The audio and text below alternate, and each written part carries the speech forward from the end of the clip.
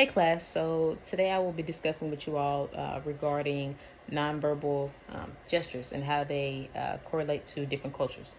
So a gesture, for one example, a gesture nonverbal could be if you were to glance at someone from head to their toe really quickly, um, kind of in a flirtatious way.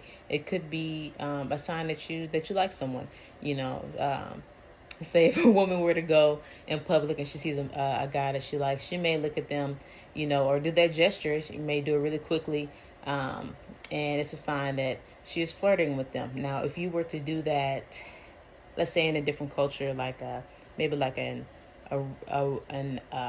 Arabian culture, doing that, looking at someone like that really quickly, from their head to their toe, it may be a sign of disrespect. It possibly could be a sign of being inappropriate, and you don't really want that.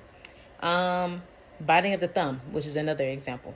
It's nonverbal, so I would show you. It's kind of like you place your thumb at the tip of your teeth, you bite it, and then you flick off really fast. That's in Old English, the late 1500s, early 1600s. That was a sign of disrespect. So kind of like how in America, if you give someone the middle finger, you flick them off. That's also the same sign of disrespect, and it's definitely disrespectful. So if you were to do that, the biting of the thumb here in America, I don't believe that many people would know what you are trying to insinuate, unless they, studied English culture, during the 1600s, or if they possibly read the writing by Shakespeare, Romeo and Juliet, which is where the biting of the thumb, that's where I've seen it. That's the only time in which that I've seen it in, English culture, but I don't study English culture. So that's that. So the biting of the thumb there means, hey, the same thing that flicking someone off or the middle finger would mean here in America. So artifacts. Locks, for example, or dreadlocks. In Rastafarian culture, the wearing of the dreadlocks or growing of the dreadlocks is it's a vow.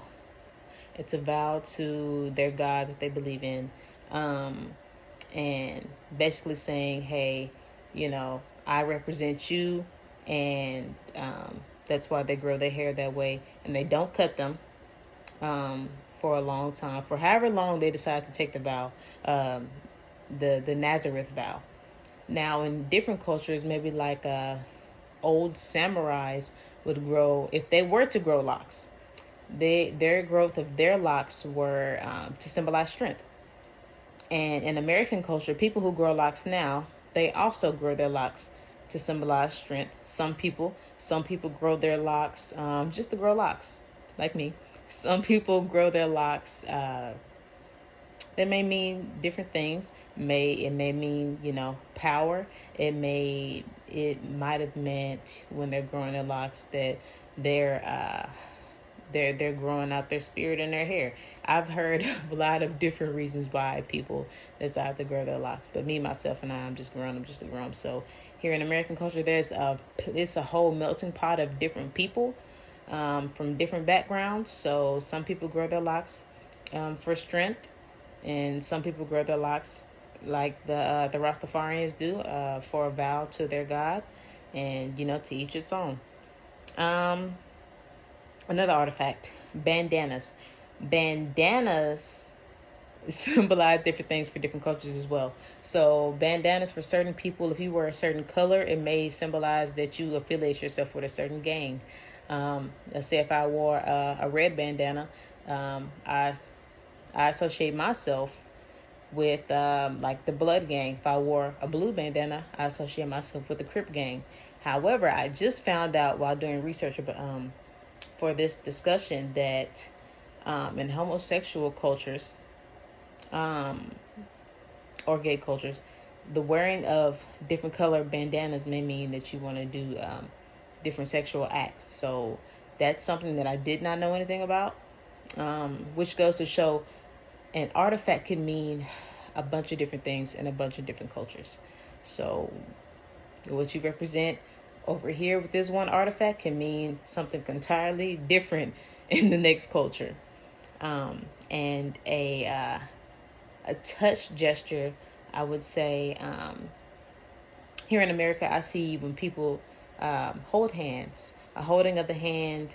When I usually see it, it's usually between like a mother and a child. You know, they're walking, or a parent and a child. They're walking into a store. They're in a parking lot. They do it for safety. In different cultures, maybe like in African culture, the holding of the hand may symbolize, giving love. Holding of the hand may symbolize an attachment, like they're attaching themselves to another person. And that's what I have for y'all today. So thank you.